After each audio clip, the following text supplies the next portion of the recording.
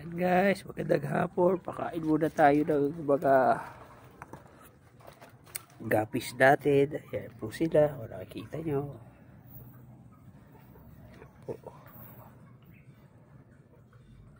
Ayan.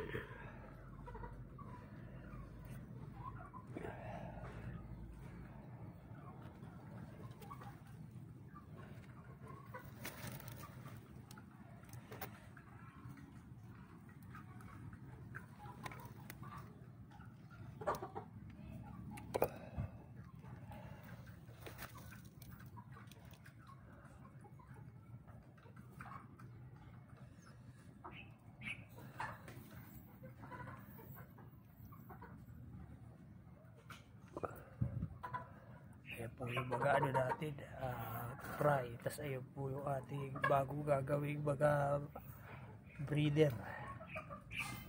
Ito po yung sumunod sa kanila. Tapos ito yung mga kal natin at mga chops.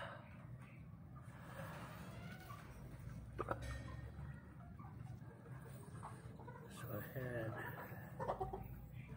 Marami na naman po buntis sa kanila. Yung katulad dito, isa, dalawa, may tatlo rito. Dito, 4. So may mga fry na po yan dyan na maliliit. Kaso hindi ko mahuli. Sobrang liit pa. Sa tay ko na lang na lumaki-laki. Total nakakatago naman sila dito sa mga halaman natin.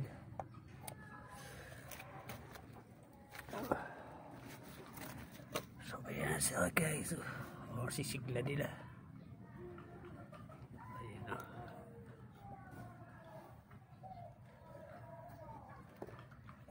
Ayan po siya.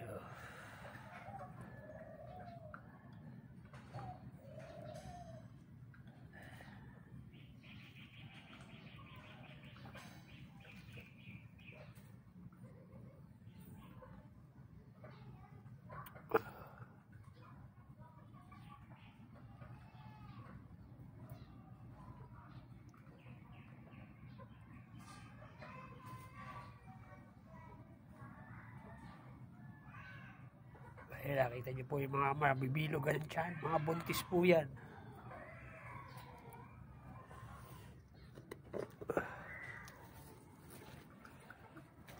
So ayan guys, ayan. Tapos na natin sila pakinginin. Bukas naman po. So sana po nagustuhan nyo yung ating, nakita yung ating mga gapis. Tsaka yung mga, ando pala sa kabila yung mga ano natin. Mga mollies natin. Ayan guys, so kung nakikita nyo. Ayun, ang dami no. Ayan po sila. Ayan, may mga kasama pa po. Iba-iba, may mga maliliit pa po dyan. Ayun po yung pinaka-breeder natin sa kabila. Mga nakatago sa ano. So itong pakala dito po, mga anak na lang po nila yan.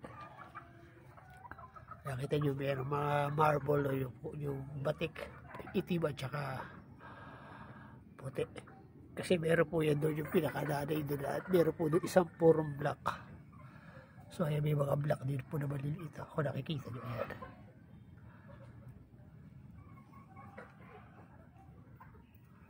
Tapos yung iba po, ayan, halo na sila, black at saka white.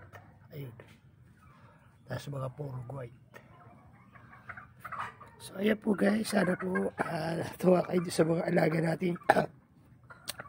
Mga mollies tsaka gapis po sa kabila. So maraming salamat po sa panonood. Thank you for watching. God bless.